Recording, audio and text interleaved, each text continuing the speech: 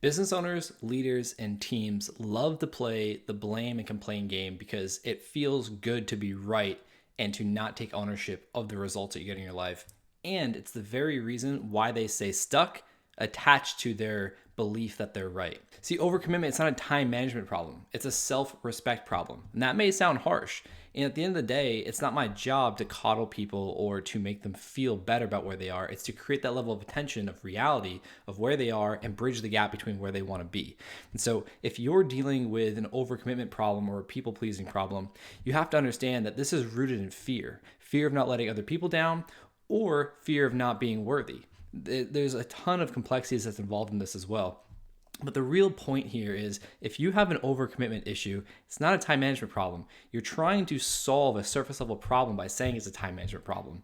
And when you do this, when you focus on surface level problems, you're going to get stuck with surface level results that don't move the needle or that don't sustain themselves. So what you have to do is you have to understand that at the root of this time management problem of overcommitting yourself or people pleasing, you're abandoning yourself. You're not prioritizing what matters to you.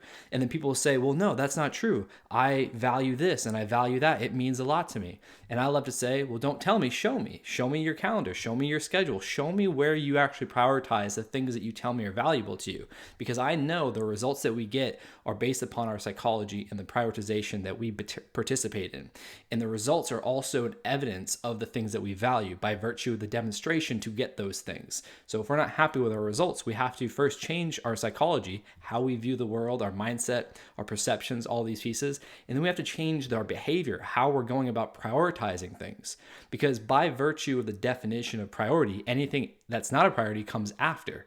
And so a lot of people get stuck chasing all these things, being a taskmaster, playing below the line rather than above the line, creating strategic ignorance to allow for strategic significance. We get stuck just trying to do things to feel better about being needed, feel better about making progress, even though it's not real progress, it just feels like it is.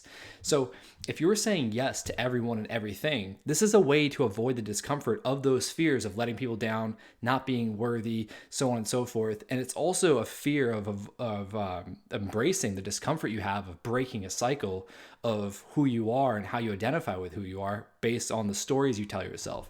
And a lot of times people have a story that is, I don't have enough time, or they have a complaint about where their time's going.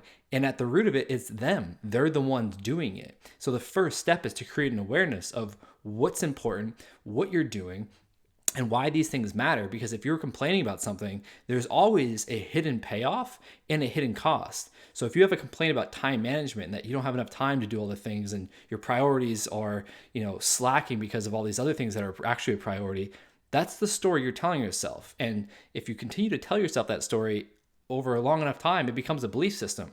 And what you believe filters out all the information, filters all incoming information. So your mind gets wired to focus on that belief to affirm that you're, it's true and your truth, you're standing in your truth, and it finds evidence to prove yourself right.